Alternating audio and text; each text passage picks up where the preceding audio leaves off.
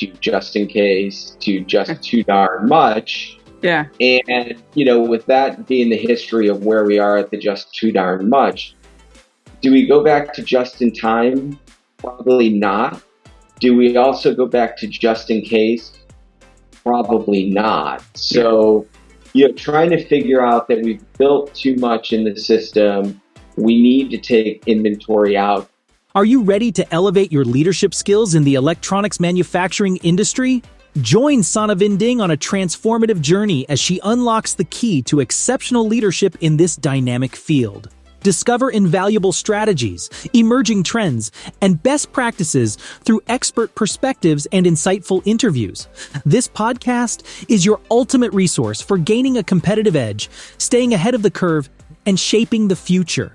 Tune in now and unlock the secrets to leadership success in the world of electronics manufacturing. Welcome to Mind Innovation Leadership Podcast. I'm your host, Sannah Vinding, and I'm here to provide you with invaluable insights and strategies that will help you develop the skills necessary for effective leadership. Remember to subscribe, give us a like, and share this episode. And also remember to connect on LinkedIn, YouTube, and Instagram. In today's excited episode, we're diving headfirst into the current trends and outlook for the electronics manufacturing industry.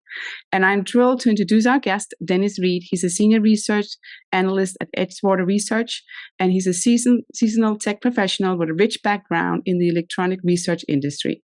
Dennis stands as a testament to innovation and progress in technology and semiconductors.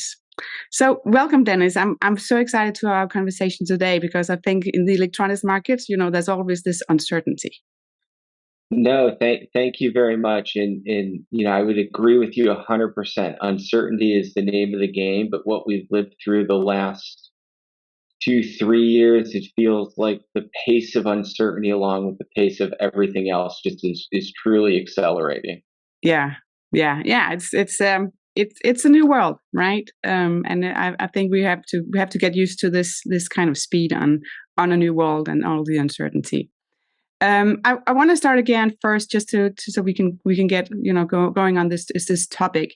There's a lot of analytic companies out there, and they all have like several challenges. That's how I see it, because there's all the increasing in complexity of volume of data. And also the complexity of the data. So I want to hear, from your side, how do you stay on top of all this complexity? No, it's a great question and great place to start. And you're 100% right. There is no shortage of data across any industry, including ours. And it is a challenge to sort through what is really truly impactful, what is noise, or even the stuff that might be perceived as quote unquote noise. There's probably something good there and you're just not looking at it the right way. So, what 10, 15 years ago was just trying to figure it out, and there wasn't all of this data coming at you and you kind of operated in a vacuum. Now you've got this continuous information flow, and it's something that is really core to kind of what we do. So there's a couple of different ways that really we go about it, and I think one is rooted in our process at Edgewater Research. So where we think we differentiate ourselves is, I guess if I take a step back, in the simplest way, the way we look at the world, there's kind of two ways you can look at it. There's top down, which is you really start data heavy. You start from like GDP, and then you boil into individual indices, and you kind of drive down, which is very, very data heavy. And you have to kind of sort through all of that to find out the key metrics that ultimately matter, what are leading indicators, what are potentially lagging indicators, what have no correlation. And we do that, but really within our process, we focus more on what's kind of bottoms up. And so within that, I really spend 95% of my days, weeks, months interacting with people across the supply chain by the industry. So if you think of it from just a semiconductor, we'll say we start from sand, to silicon, to part manufacturer, to distributor, to contract manufacturer, to buyer, to ultimately end buyer. So what we're doing is we're having just conversations about what they're seeing. Mm-hmm. And then, so we're looking for aspects, and we've had a long history. Our team has 50 years plus of doing it this way. I bring about 15 myself. So we've had long-standing relationships. There's a science to it, but there's a little bit of an art to it as well. So what we're trying to identify is, what are some of those inflection points from tone, whether it's potentially some customer upsiding orders that we know is the leading indicator, looking at it top down, or is there somebody taking back orders on the flip side? So we're looking at those things to find kind of that inflection point that Yeah. ultimately leads, hopefully the data following it, if you will. So while we're always cognizant you can't operate in a vacuum, or as with the ostrich with your hand in the sand, we really try to ground ourselves in our process, which is a little bit different. It's a little bit manual. It is time consuming to do it. And if we could stay true to our process, and our belief is that we could ultimately kind of carve our niche out in the industry, and almost stay in our swim lane, and then allow others to kind of play with he said, she said, this that tells, we're going to let them kind of read the tea leaves. Yeah. And we're just going to focus on this is the pulse, or this is the heartbeat, and know that eventually the industry is going to catch up. So, that I would say, in being, very, very candid and clear with it, like that does relate to some challenges because we are doing that ground up. We tend to find inflection points much earlier than the data shows. Yeah. And so there's, when the cycles turn positive or negative, we tend to get in this position where we're a couple months early, in Nice. some cases, and you have to kind of wait for the data to come. Yeah. And with that being said, we then ground ourselves. This is our process. This is how we do it. If it's wrong, we've got to then evaluate kind of how it goes. But more often than not, it does play through. But yeah, the process is key for us. One, and two, I think it's a little bit different with us. We're a Cleveland, Ohio-based company, and so we're outside of what you would consider technology hotspots Yeah. or market research hotspots. And, that does prove to be helpful as well, because you can think a little bit independently, right? Like you're not kind of caught up in that information loop, because not a lot of semiconductor gossip and rumors necessarily make it to Cleveland, Ohio. So geographically, we're a little bit protected in that way, where we could just think independently and again focus on our process, and go Yeah. from there. Yeah. No, and I like that you said, you actually are listening, right, to what's going on. That is so important, and then you reflect on that, and then you can use that for your data, along with all the historical data, of course. Absolutely. But, yeah, It's a good point. I should have said it. I mean, the listening that we do, the data is very, very important. But the listening that we do helps us inform kind of where the data is going. Because yeah, whether we're working with one of our financial customers, they're obviously looking at making investment decisions. So if anything in the future is significantly more important than the past. yeah, But I would say the same with any of our industry customers as well. When you're thinking about strategy planning, procurement, any of those business decisions, it's very important to learn lessons from the past. But you have to figure out where it's going ultimately, and that's what we're using our listenings, that we could then turn and take the data and build that more into a forecast yeah. going forward. So, the $1 million questions, right? What's happening? No, let's talk about like market and market trends, and also I'd love to hear, what you're seeing, what kind of behavior, what's going on right now. Yeah, no, there's a lot in there, and there's a lot of different markets, as everyone knows. It's been a very, very, very interesting marketplace in general. So at the highest level, I do think the unfortunate name of the game right now is inventory, and to be a little bit clear on that, there's too much inventory following the massive shortage that we came out of. So, in terms of what everybody's talking about, and really the main focus across every end market is, how do we take inventory out of the system? Yeah, And one, and then two, And equally as important, I've sat at a presentation and at a show, and one senior level exec said, we went from just in time to just in case to just too darn much. Yeah. And with that being the history of where we are at the just too darn much, do we go back to just in time? Probably not. Do we also go back to just in case? Probably not. Yeah. So, trying to figure out that we've built too much in the system, we need to take inventory out. What is that right level? And you can see it, to give a real tangible example that probably everybody can easily, see and picture. You look at the automotive industry here in the US, and pre-COVID, the dealers would hold between 85 and 90 days worth of inventory in the US. Yeah. In 1Q of 2022, that dealer level number had bottomed out at about 19 or 20 days. Wow. We are now at about 55 days.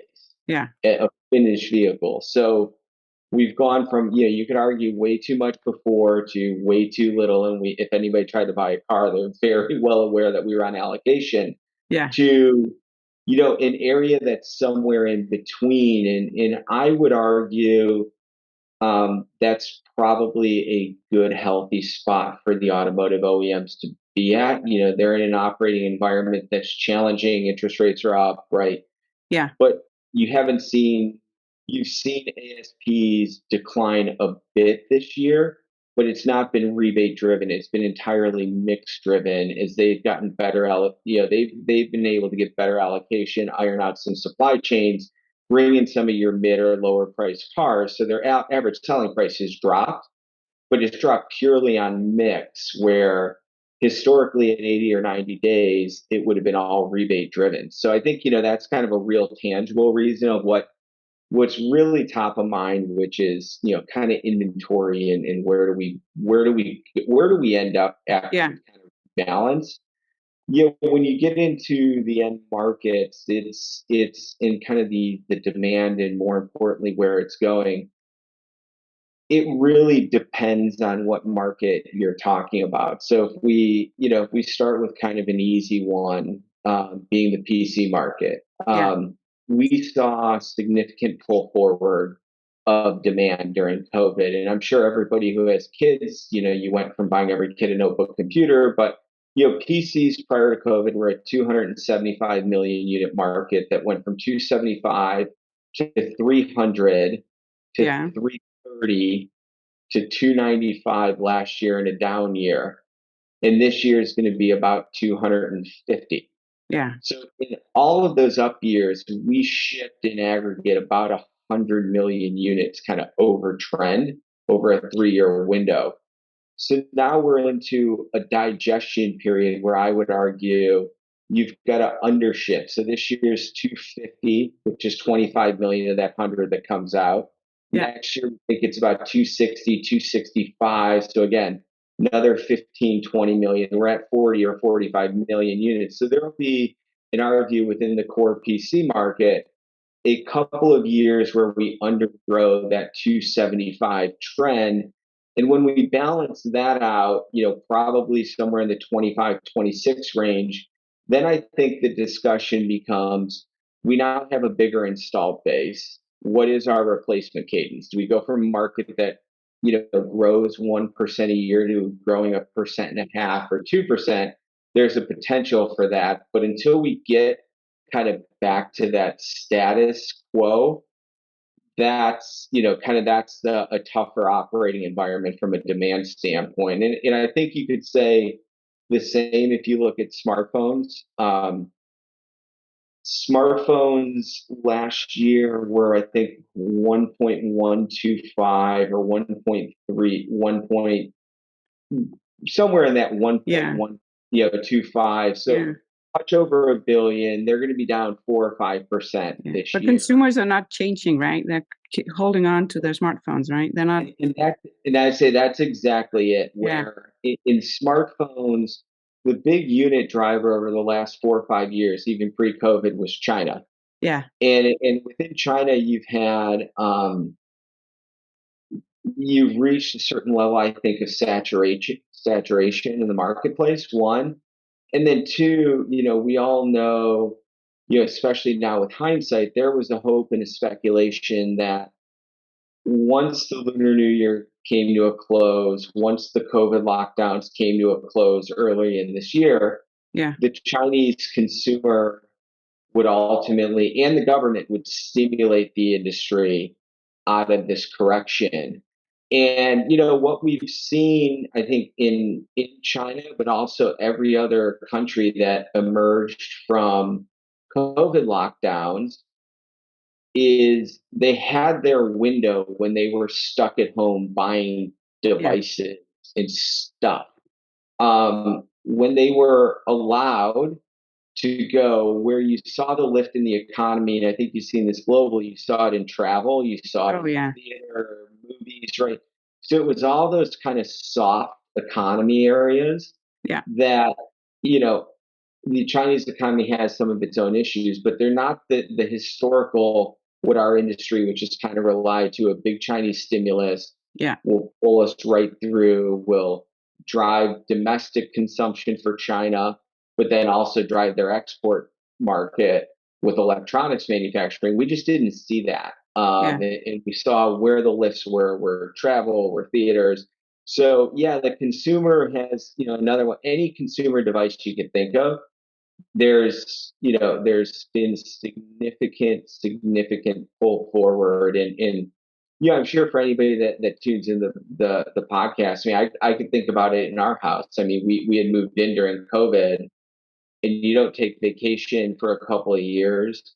And now you do. And yeah, now we do. And we put an entire Sonos system in because the Yeah. speakers were already in with 5 or 6 different amps or whatever it was. But it was a pretty significant investment that, had we done a family vacation, I'm willing to bet we would not have put a Sonos system in. But when we were all stuck here, Yeah. we wanted every single room in our house that had speakers to be able to play different music, even though there's 4 of us, right? Yeah. So it's completely unnecessary. But now we're in a place going forward where it's great. We love the system, but we'll never need, even Yeah. if You we don't put need a new upgrade on that, hardware. right? Yeah. Yeah. Just Uh, set for life. so yeah, the consumer side, I think, also saw, a pull forward. The automotive market, it has been a super exciting one. Yeah. That is, yeah, I think there's two things going on in automotive, and there's your internal combustion electrification, Yeah. which has its own legs and story, and then there's EV. So I'll talk first on the internal combustion, where probably 5 or 7 years ago, your average vehicle had $100 or $200 worth of electronic content in it, Yeah. and that number is probably now encroaching somewhere between 5 or 600. Yeah. So you've just seen the vehicle become much more digital, right? You can see the screens, everything else just beyond power seating. So Yeah. that is continuing to grow, and is a very stable, healthy, arguably, kind of a double digit grower, even with, a relatively flattish unit through COVID.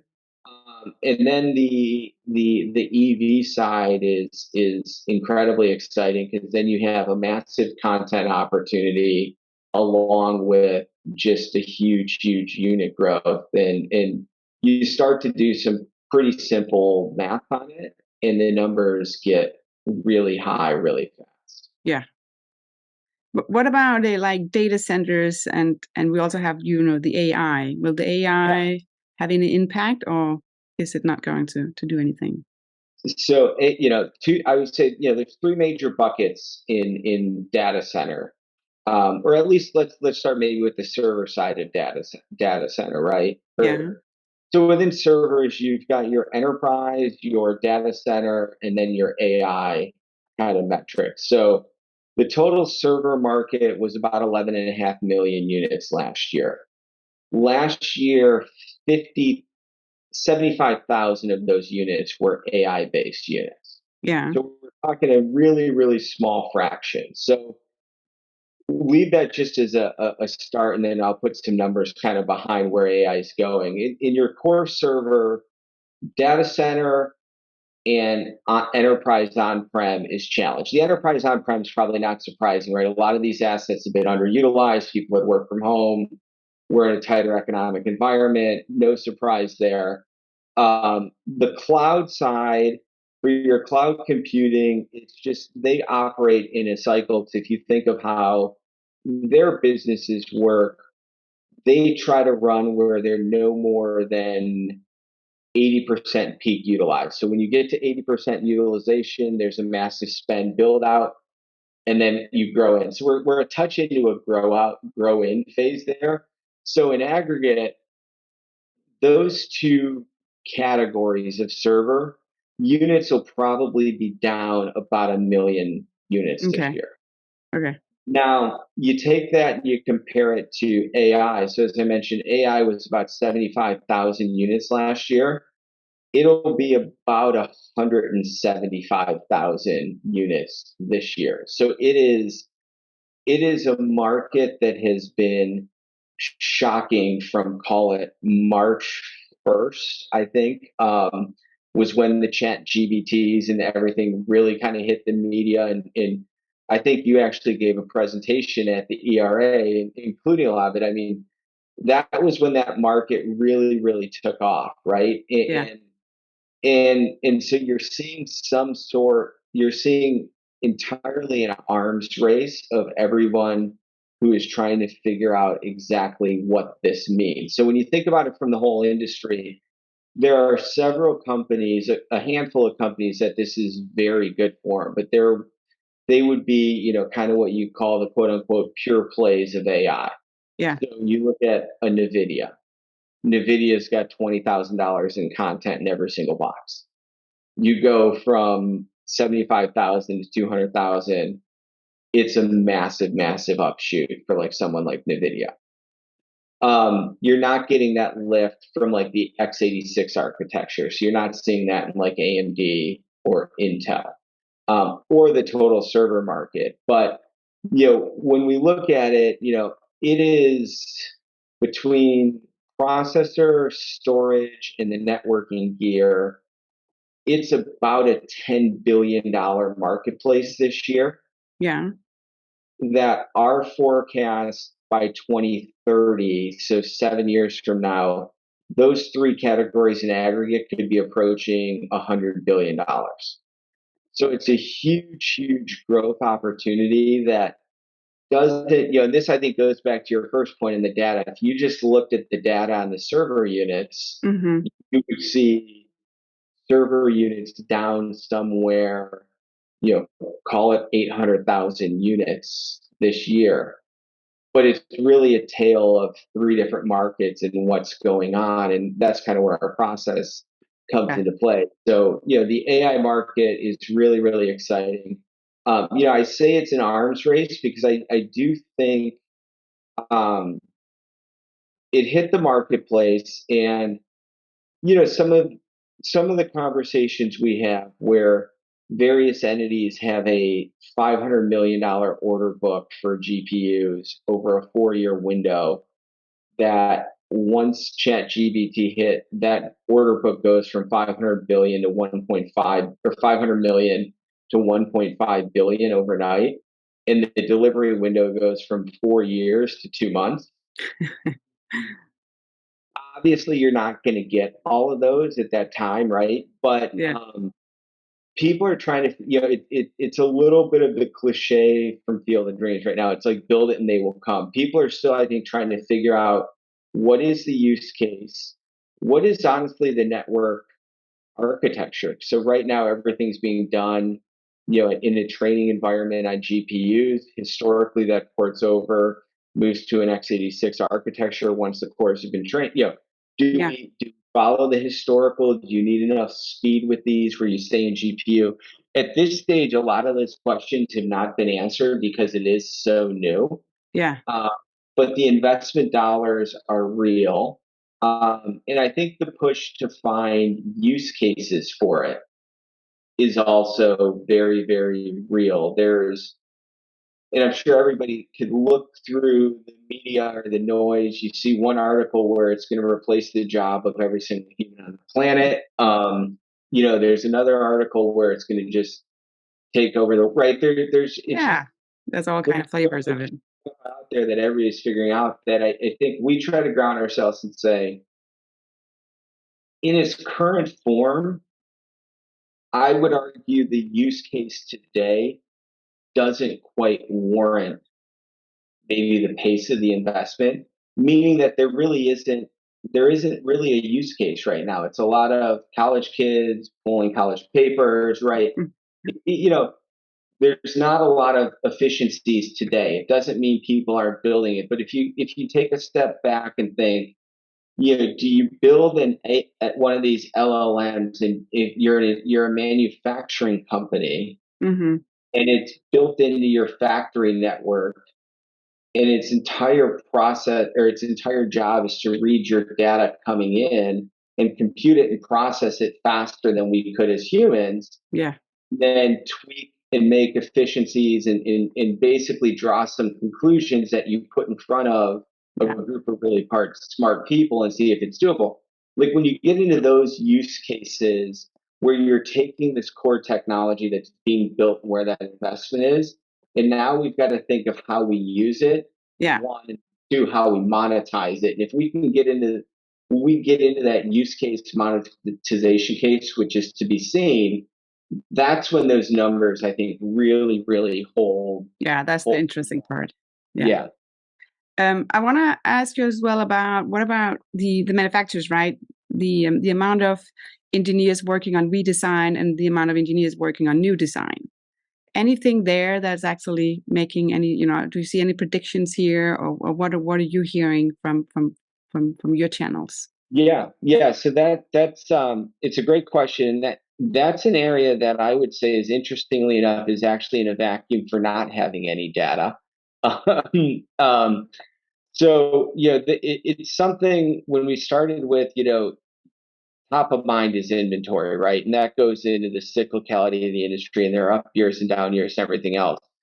What has been a little different through this inventory cycle Mm-hmm. is the design work has not stopped at all. If not, it's accelerated. And I think this is very anecdotal, and this is a little bit more of that art versus science in what we do. Yeah. But I think there's something to it. So, when we know in the massive shortage period, and you can think of some of your major, I've had some conversations with some of your major PC or server OEMs, right?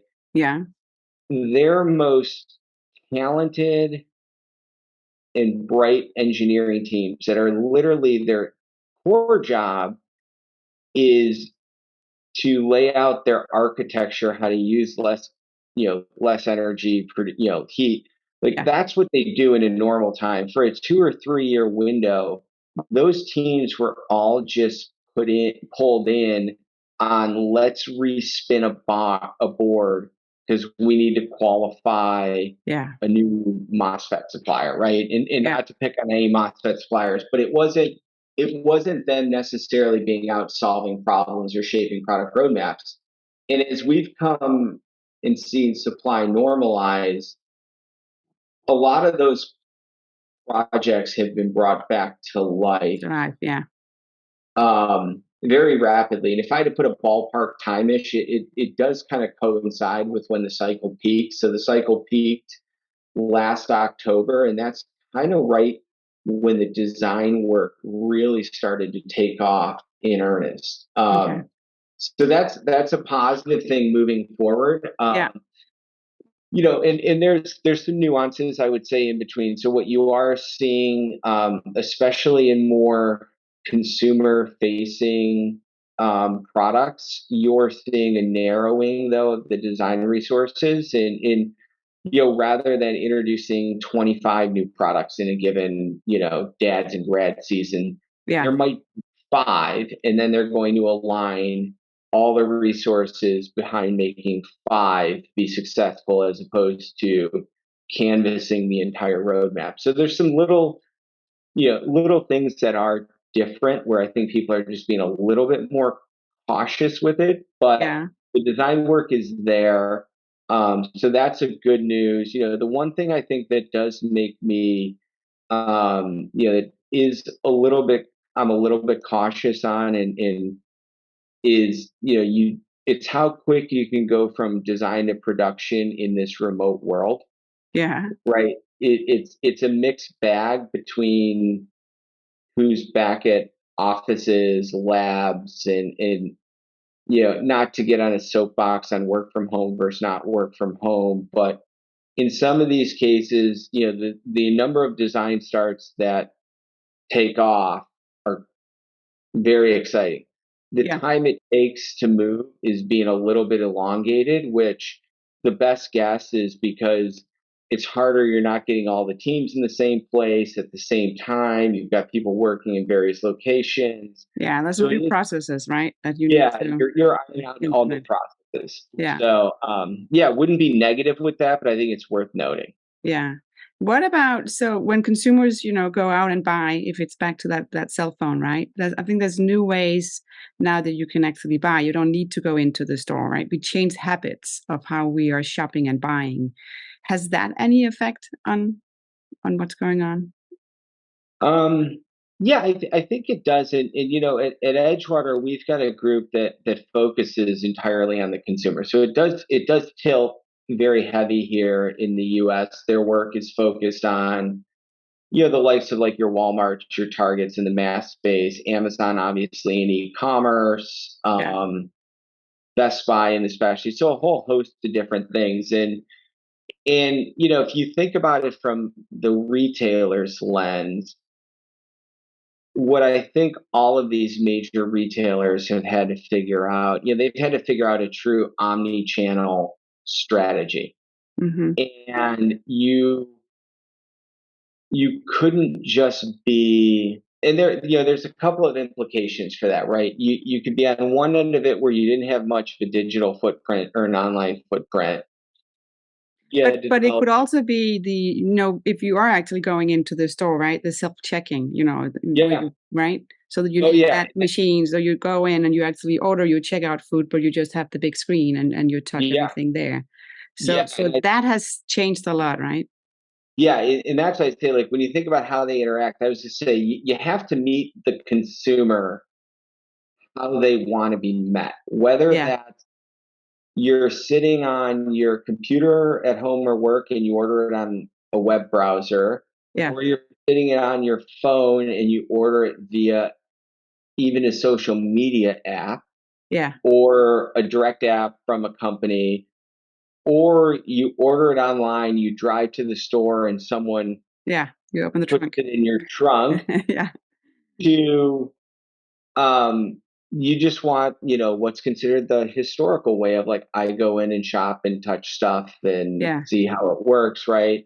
To So when you think of how you have to meet the consumer in different ways, you've seen a little bit of this in terms of like how stores are being laid out. yeah, And Best Buy did a little bit of this with the pandemic where they drastically reduce kind of what would be the front of the house, if you will, which is kind of that, what we historically think you walk in, you see all the PCs, right? Everything else. yeah, They turned a lot of that front of the house into more warehousing space. So they could either take that online order, you could punch in a code, and then, but they also had the space where you could go in with less people, so there is a whole different point that, if you're the company, how you operate is different.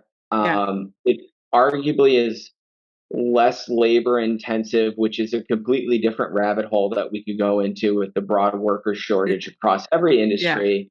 But you've got to find some efficiencies, and the consumers seem open to it. So again, you take it back. You take it back to our industry, and there's an example I've used when I presented at a couple of industry conferences around robotics just in warehouses.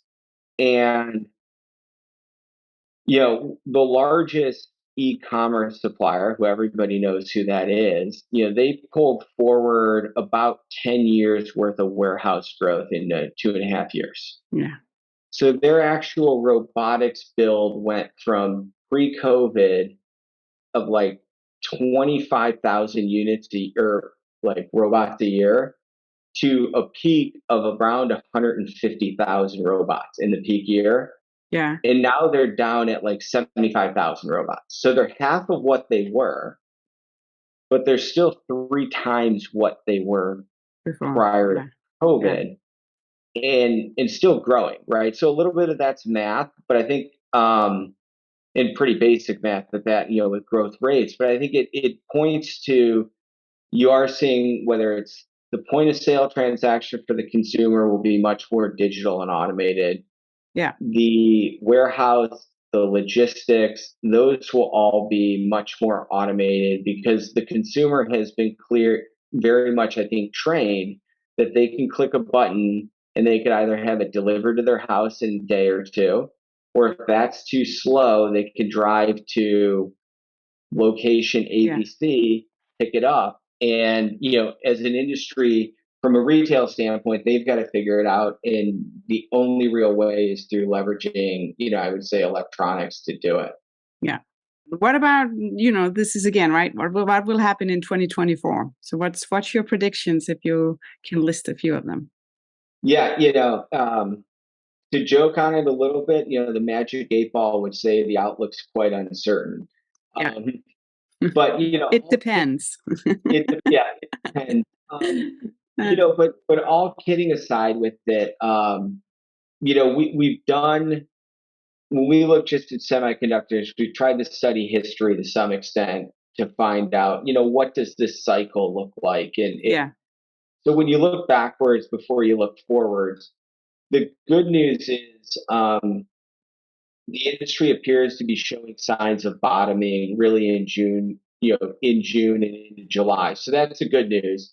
And it's been a relatively minor peak to trough, roughly 9-10%, which is very good news after the explosive growth we've had the last couple of years. Yeah. So that's the good news. The challenging news is it's probably going to take a lot longer for us to get to that peak environment. So, if we've mapped every cycle relative to what the current down cycle is going back to 1990, and this one really mirrors 2011.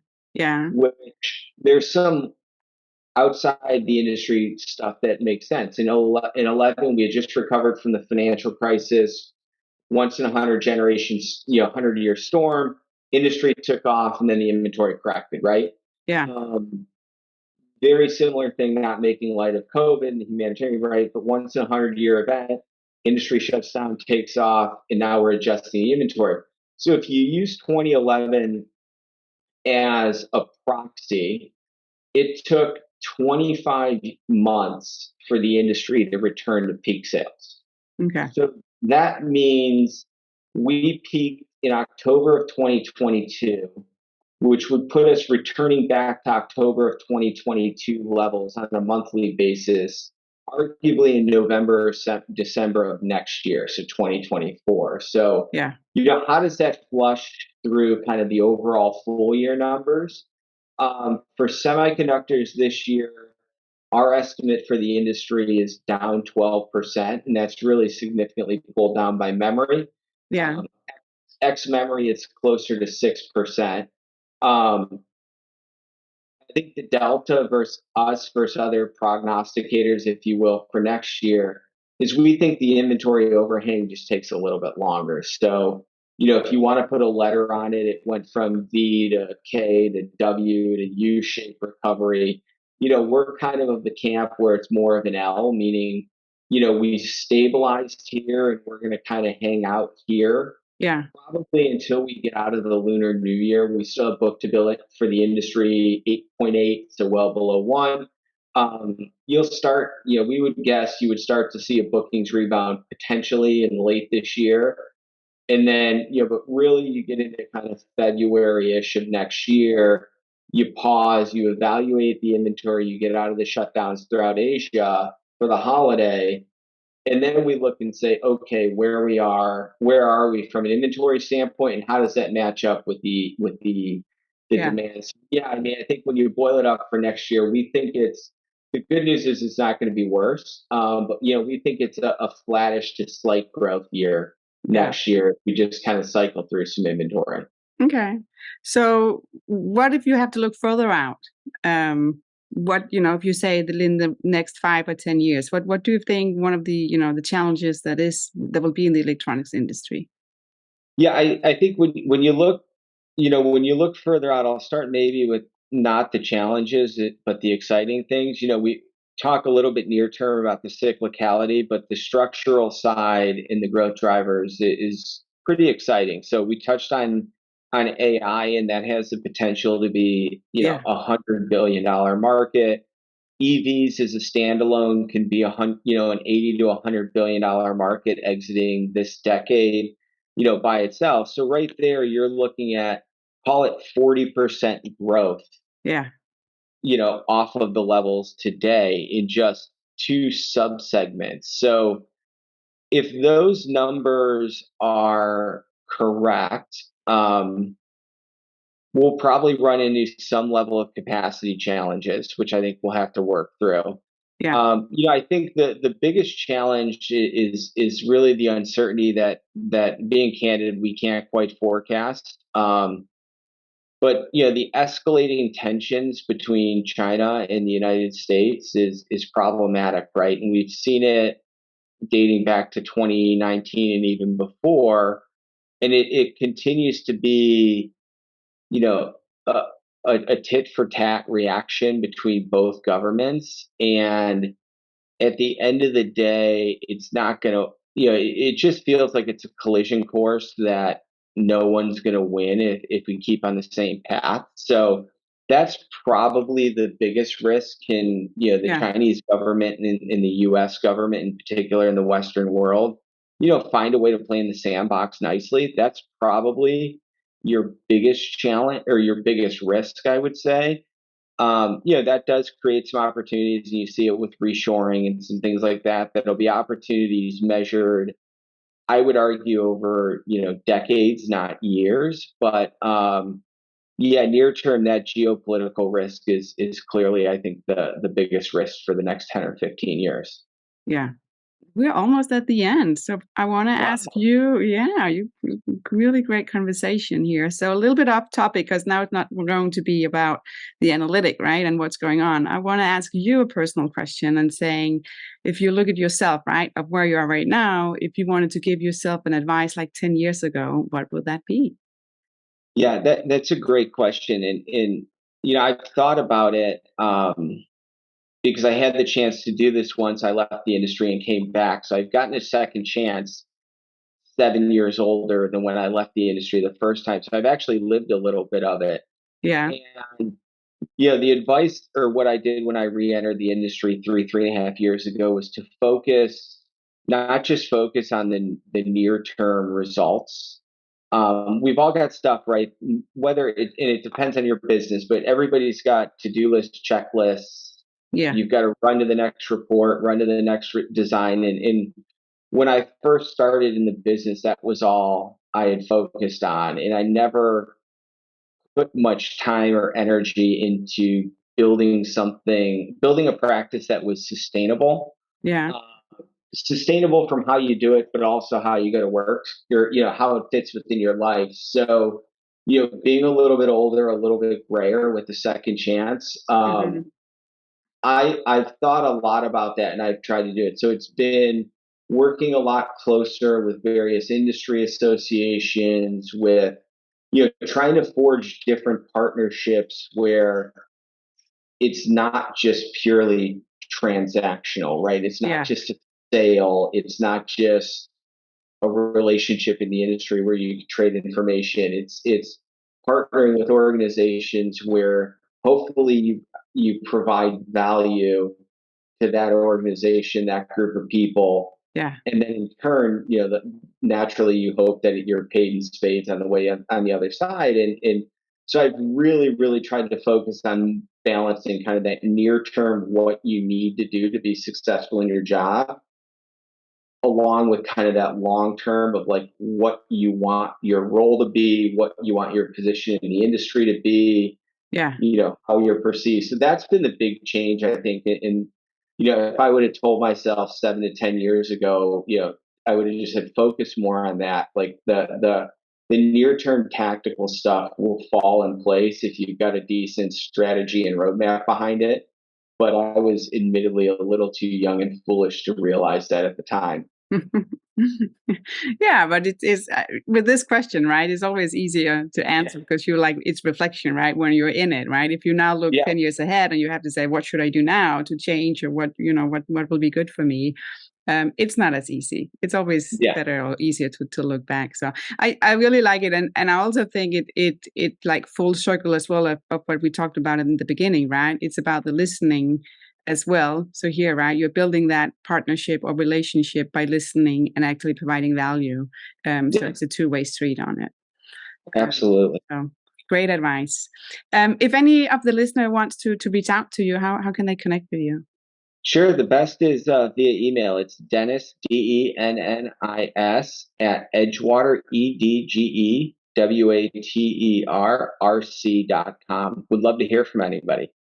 Awesome. And I'll make sure on the show notes and also on the episode page on mindinnovation.com, I'll make sure to add that so the listener can easily actually reach out to you.